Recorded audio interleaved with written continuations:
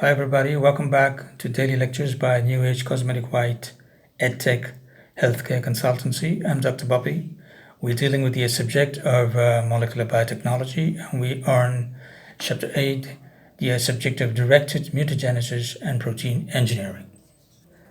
Directed evolution of genes encoding proteins of interest has emerged as a key technology to generate proteins with new and improved properties, like by altering both the Michel's constant Km, which reflects the tightness of substrate binding to the enzyme. I've discussed this formally with you when I was teaching you NEET biology, and this also comes in the peptide linkage, things like that, and into the chemistry aspect as well. So go back to my lecture, which talks about Michel's constant, right? And you should be able to understand more. And if you have any doubts, please post them on the comment section of this YouTube lecture. Now, the Michel's constant Km, which reflects the tightness of substrate binding to the enzyme and the maximal rate of conversion of the substrate into product under defined conditions, Vmax, for an enzyme catalyzed reaction to improve the overall catalytic efficiency, or Vmax by Km of the reaction, where Vmax equals the total amount of enzyme present EO times the catalytic rate constant, right? And by changing the thermal tolerance, pH stability of both of a protein, enabling the altered protein to be used under conditions that would inactivate the native version, by modifying the reactivity of an enzyme in non-aqueous solvents so that chemical reactions can be catalyzed under non-physiological conditions, by changing an enzyme so that a cofactor is no longer required for certain continuous industrial production processes in which the cofactor must be applied on a regular basis, by modifying the substrate binding site of an enzyme to increase its specificity, thereby decreasing the extent of undesirable side reactions, and by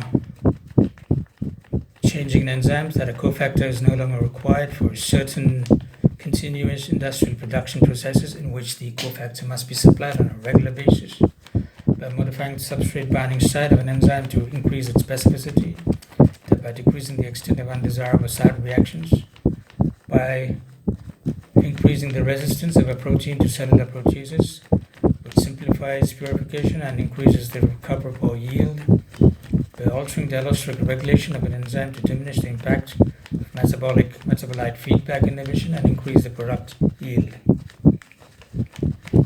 Directed mutagenesis procedures. It is not a simple matter to produce a new protein with specified predetermined properties. However, it is quite feasible to modify the existing properties of known proteins. Theoretically, these changes can be carried out at either the protein or the gene level. However, chemical modifications of proteins generally are harsh, non-specific, and required repeatedly for each batch of proteins, so it is preferable to manipulate the DNA sequence of a clone gene to create an altered protein with novel properties. Unfortunately, it is not always possible to know in advance which individual amino acids or short sequences of amino acids contribute to a particular physical, kinetic, or chemical property.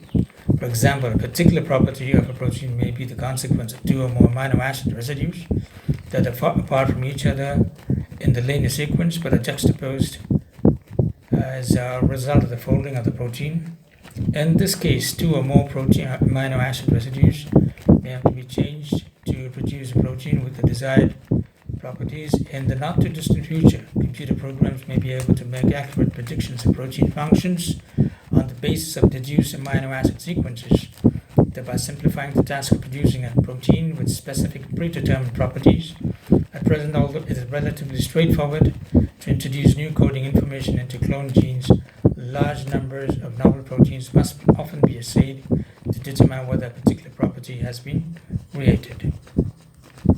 The process for generating amino acid coding changes at the DNA level is called direct mutagenesis.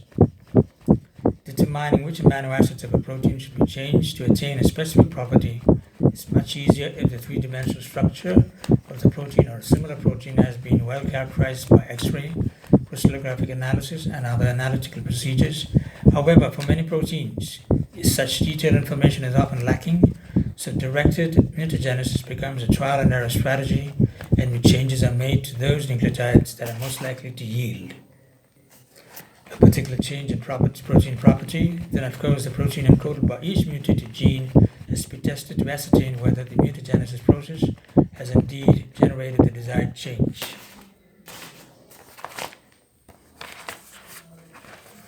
A large number of experimental approaches have been devised for the directed mutagenesis of clone genes. Some of the methods are designed to mutate, delete, or add specific nucleotides of a clone gene. Others introduce mutations randomly over a short segment of the clone gene, thereby creating a panel of mutated proteins among which one or more may have the desired activity. Oligonucleotide-directed mutagenesis with M13 DNA. The oligonucleotide-directed mutagenesis with M13 DNA. The oligonucleotide-directed mutagenesis, site-specific mutagenesis, is a straightforward method for producing defined point mutations in a cloned gene. For this purpose of this procedure, the investigator must know 1. The precise nucleotide sequence in the region of DNA that encodes the messenger RNA, mRNA codon, that is to be changed, and 2. The amino acid changes that are being introduced. In an early version of this method, the clone gene was inserted into the double-stranded form of an M13 bacteriophage vector. A single-stranded form M13 plus strand of the recombinant vector was isolated and mixed with a synthetic oligonucleotide. The oligonucleotide had, except for one nucleotide, the sequence exactly complementary to a segment of the clone gene. The nucleotide difference, that is mismatch, coincided precisely with the nucleotide of the mRNA codon that was targeted for change in figure 8.1. The sequence ATT, which encodes the isoleucine codon, AW, is to be changed to CDT, which encodes the leucine codon, CUU. The oligonucleotide hybridizes to the complementary region of the cloned gene if it is added in an amount much in excess of that of the M13 DNA. If the mismatch is near the middle of the oligonucleotide, and the mixing is done at a lower temperature in the presence of a high concentration of salt, the 3' end of the hybridized oligonucleotide acts as a primer site for the initiation of DNA synthesis that uses the intact M13 strand as the template. Replication, which uses the 4-deoxyribonucleoside triphosphate, is catalyzed by the clino fragment of E. coli, DNA polymerase 1. T4 DNA ligase is added to ensure that the last nucleotide of the synthesized strand is joined to the 5' end of the primer. Since the in vitro DNA synthesis is often incomplete, partially double-stranded M13 molecules must be removed from the mixture by sucrose gradient centrifugation. Now each complete double-stranded M13 molecule, now containing the mismatched nucleotide, is introduced into E. coli cells by transformation. The infected cells produce M13 virus particles, which eventually lyse the cells and form plaques. Theoretically, because plasmid DNA is replicated semi-conservatively, half of the phage that are formed carry the wild-type sequence, and the other half contain the mutated sequence that has the specified nucleotide change. Phages produced in the initial transformation step are propagated in E. coli, and particles that contain only the mutated gene are identified by DNA hybridization under highly stringent conditions. The original oligonucleotide containing the mismatched nucleotide is a probe in these hybridization experiments and will bind only to the mutated gene under these conditions. After the double-stranded form of M13 is isolated, the mutated gene is excised by digestion with restriction enzymes and then spliced onto an E. coli plasmid expression vector. The figure 8.1 illustrates oligonucleotide-directed mutagenesis. Single-stranded bacteriophage M13 plus strand carrying a clone gene is annealed with a complementary synthetic oligonucleotide containing one mismatched base, that is, one base that is not complementary to its counterpart in the target DNA, with the oligonucleotide as the primer. DNA synthesis is catalyzed by the clonal fragment of E. coli, the DNA polymerase, the clone gene, and the M13 vector are the templates. Synthesis continues until the entire strand is copied. The newly synthesized DNA strand is circularized by T4 DNA ligase. The ligation reaction mixture is used by transform E. coli. Both the target DNA with its original sequence and the mutated sequence are present in the progeny M13 phage, DNTPs, deoxynucleoside triphosphates. Further study, the altered protein is expressed in the purified form from the E. coli cells. And in actuality, when oligonucleotide-directed mutagenesis is used, the expected 50% of the MI3 viruses carrying the mutated form of the target gene are not covered. Rather, for a variety of technical reasons, only around 1% of the plugs actually contain huge phage carrying the mutated gene. Consequently, the oligonucleotide-directed mutagenesis method has been modified in several ways to enrich for the number of mutants. For the mutant phage, phage blocks that can be obtained, for example, one approach is to introduce the MI3 viral vector, M13 viral vector carrying the gene that is to be mutagenized into an E. coli strain that has two detector enzymes of DNA metabolism. One enzyme is a defective form of DUTPase. DUT cells without a functional DUTPase have an elevated intracell level of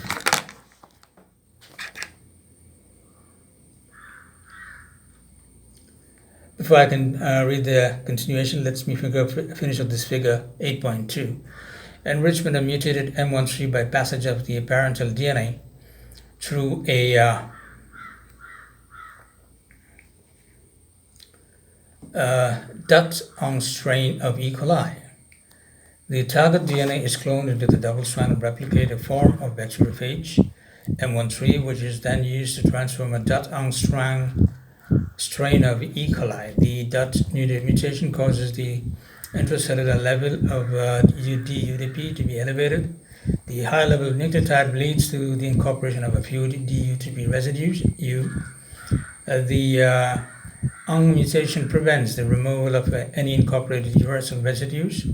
Following in vitro oligonucleotide-directed mutagenesis, the double-stranded M13 vector with the mutated DNA is introduced into wild-type E. coli. The wild-type ONG gene product uracil and glycosylase removes any uracil residues from the parental strand, so a significant portion of the parental strand is degraded. The mutated strand remains intact because it does not contain uracil. It serves as a template for DNA replication, thereby enriching the yield of M13 bacteriophage carrying the mutated gene. This is the figure for that, and goes and synthesizes the second strand to the T4 DNA ligase transform wild-type E. coli M13 plus strand, and which in turn causes a few DUTP residues to be incorporated into DNA during replication instead of DTTP. The other enzyme is a defective uracil and glycosylase ion.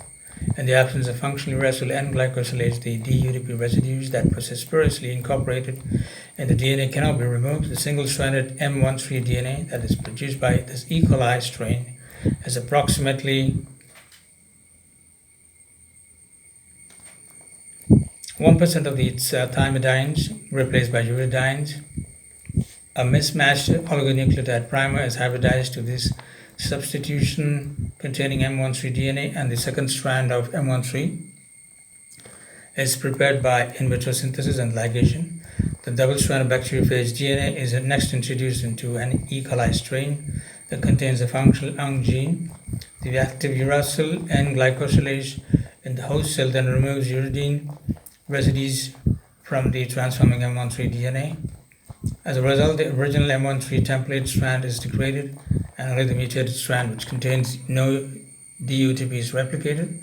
In this way, the yield of M13 bacteriophage carrying a gene with a site-specific mutation is significantly increased.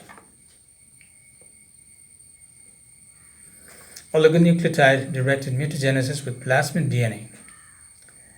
The major drawback to bacteriophage M13 oligonucleotide-directed mutagenesis is the large number of time-consuming steps that need to be performed before the mutated forms.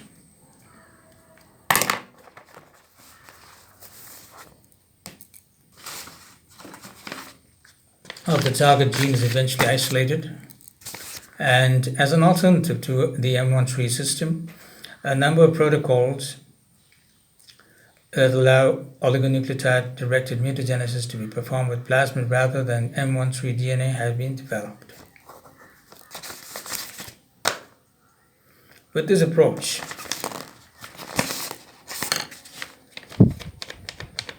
the need to subclone a target gene from a plasmid into M13 and then after mutagenesis clone it back into a plasmid is avoided. In one of the plasmid-based mutagenesis protocols, the target DNA is inserted into a multiple cloning site on a plasmid vector. It contains a functional tetracycline resistance gene and a non-functional ampicillin resistance AMP gene as a result of a single nucleotide AMP substitution in the middle of the AMP prime gene. The vector carrying the target DNA is transformed into E. coli host cells to increase the amount of DNA through plasmid replication. Following growth of the transformed cells, the double-stranded plasmid DNA is extracted and then denatured by treatment with an alkaline solution to form single-stranded circular DNA molecules. 3 different oligonucleotides that anneal to one of the single-stranded circular DNA molecules are added to the sample of denatured plasmid DNA. One oligonucleotide is designed specifically to alter the target DNA, another is designed to correct the substituted nucleotide in the non-functional ampicillin resistance gene, and the third is designed to change a single nucleotide in the tetracycline resistance gene so that the gene will become non-functional. The 4-deoxyribonucleoside triphosphates and T4DNA polymerase, which has the same activity as the clinal fragment of E. coli DNA polymerase 1, are added to the reaction mixture, and the 3' ends of the oligonucleotides act as primers for DNA synthesis with the intact circular DNA molecule as the template. The next in the synthesized strand is sealed by T4 DNA ligase. After synthesis and ligation are complete, the reaction mixture is used to transform E. coli cells. Transformants are selected for ampicillin resistance and tetracycline sensitivity. With this procedure, about 90% of the selected transformants have the specified mutation in the target gene. The remaining transformants, the target gene is unchanged because of the oligonucleotide. In figure 8.3, oligonucleotide-directed mutagenesis with plasmid DNA. Just have a look at the diagram. DNA synthesis, transformation section, AMP oligonucleotide, TET oligonucleotide, target DNA, making the single strand target DNA, AMP gene, TET gene, MCS. The target DNA is inserted into the multiple cloning site, MCS. On the vector, P also plasmid DNA isolated from E. coli cells is alkaline denatured before the mutagenic oligonucleotide, the ampicillin resistance AMP oligonucleotide, and the tetracycline sensitivity TET oligonucleotide are annealed. The oligonucleotides act as primers for DNA synthesis by T4 DNA polymerase. With the original strand as the template, the gaps between the synthesized pieces of DNA are sealed by T4 DNA ligase. The reaction mixture is used to transform E. coli host cells, and cells that are AMP and TET are selected. And because the oligonucleotide did not anneal to the target gene or it was bypassed during DNA synthesis, the cells with a specified mutation in the target gene identified by DNA hybridization. All the plasmids, host bacterial strains, enzymes, oligonucleotides, other than one needed to alter the target gene, and buffers for this method are solid as a kit, facilitating its widespread use. PCR amplified oligonucleotide-directed mutagenesis. Researchers continually try to develop simpler and faster protocols for site-specific mutagenesis. The polymerase chain reaction (PCR) can be exploited both to introduce a desired mutation and to enrich for the mutated gene. In fact, kits are often available to simplify the process. A researcher merely adds the target plasmid carrying the gene of interest and forward and reverse PCR primers that are typically 24 to 30 nucleotides in length. And following PCR, a high percentage of the plasmids produced will have the desired mutation in this case. No special plasmid vectors are required. Any plasmid up to approximately 10 kilobytes in length is acceptable. For PCR-based mutagenesis, point mutations, nucleotide changes are introduced in the middle of the primer sequence. To create deletion mutations, primers must border the region of the target DNA to be deleted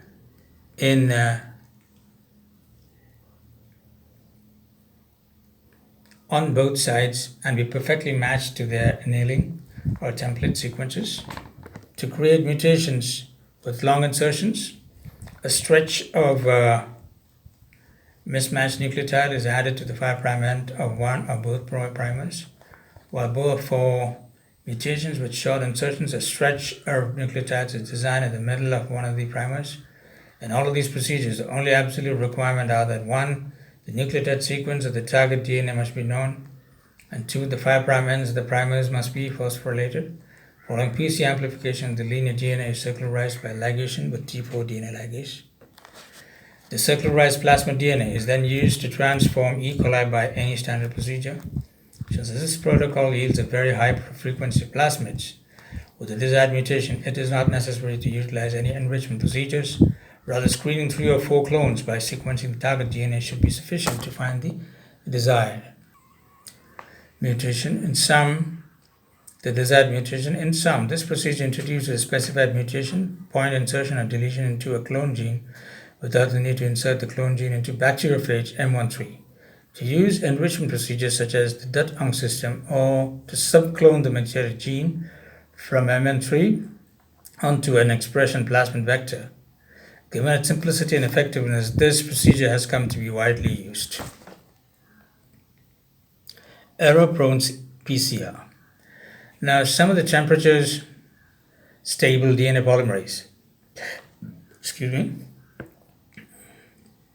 polymerases that are used to amplify target DNA by PCR occasionally insert incorrect nucleotides into the replicating DNA. One is attempting to amplify DNA with high fidelity. This is obviously a real problem. On the other hand, if the construction of a library of mutants of the target gene is the objective, then this approach is a very powerful method for random mutagenesis. Moreover, the DNA up to 10 kilobase pairs kb in size, it is possible to vary the number of alterations per gene from 1 to about 20 by modifying the DNA template concentration, as seen in figure 8.5. When error-prone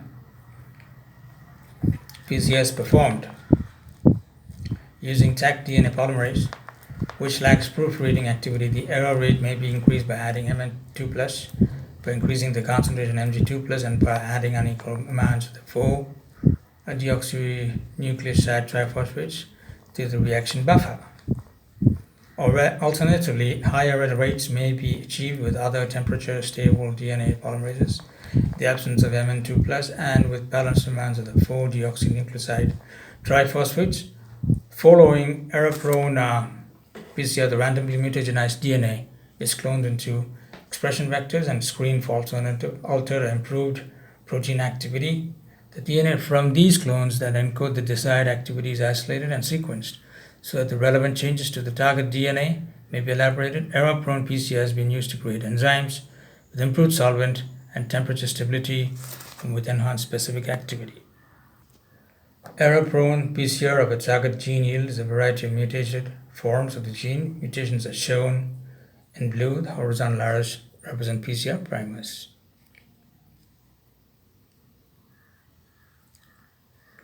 Random mutagenesis with a degenerate oligonucleotide primers. Unfortunately, investigators seldom know which specific nucleotide changes need to be introduced into a clone gene to modify the properties of the target protein. Consequently, they must use methods that generate all the possible amino acid changes at one particular site. For example, oligonucleotide primers can be synthesized with any of the 4 nucleotides at defined positions. This pattern of sequence degeneracy is generally achieved by programming an automated DNA synthesis reaction to add a low level, usually a few percent of each of the 3 alternative nucleotides each time a particular nucleotide is added to the chain, as in figure 8.6. In this way, the oligonucleotide primer preparation contains a heterogeneous set of DNA sequences that will generate a series of mutations that are clustered in a defined portion of the target gene. This approach has 2 advantages. 1. Detailed information regarding the roles of the particular amino acid residues in the functioning of the protein is not required. 2. Unexpected mutants encoding proteins with a range of interesting and useful proteins may be generated because the introduced changes are not limited to one amino acid. Of course, should one of the mutants yield a protein with the properties of being sought, then it may be necessary to repeat the entire procedure with a set of degenerate primers that is complementary to a different region of the gene. In practice, partially degenerate oligonucleotides may be incorporated into a target gene by a variety of procedures.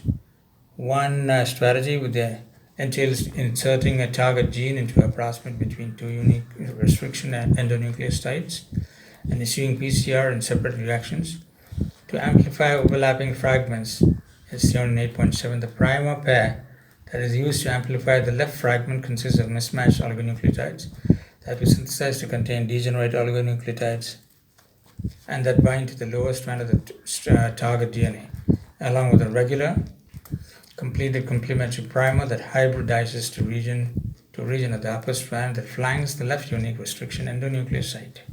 For the right fragment, the PCR primers are mismatched oligonucleotides that were synthesized to contain degenerate oligonucleotides and that bind to the upper strand of the target DNA, along with a primer that is complementary to a region of the lower strand that lies outside the second right unique restriction endonuclease site.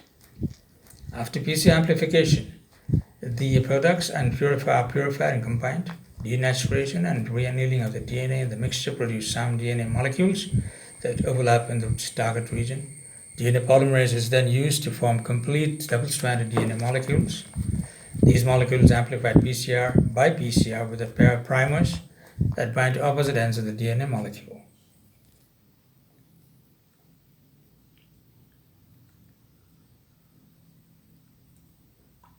This is an illustration of the random mutagenesis of a target DNA by using degenerate oligonucleotides and PCR. The left and right portions of the target DNA amplified separately by PCR. See? DNA, target DNA, synthesis of right fragment, synthesis of the left fragment, purity, nature, renature. DNA polymerase, PCR with auto primers, digest with restriction enzymes A and B. This lecture will be concluding in about 1.5 minutes from now, about 45 seconds from now, and then we'll be proceeding with the next lecture soon. The primer pairs are shown by horizontal arrows. A mutation-producing oligonucleotide is shown as a line with 3 spikes. Each spike denotes a position that contains a nucleotide that is not found in the negative gene. The amplified fragments are purified, denatured to make them single-stranded, and then reannealed. Complementary regions of overlap are formed between complementary mutation producing oligonucleotides. Single-stranded regions are made double-stranded with DNA polymerase, and then the entire fragment is amplified by PCR. The resulting product is digested with restriction endonucleases A and B, then cloned into a vector that has been digested with the same enzymes. That's it for this lecture. We'll get back to you on the next lecture. Thank you. Take notes and reach out to me on the comment section or on my email and WhatsApp. Thank you. Have a great day.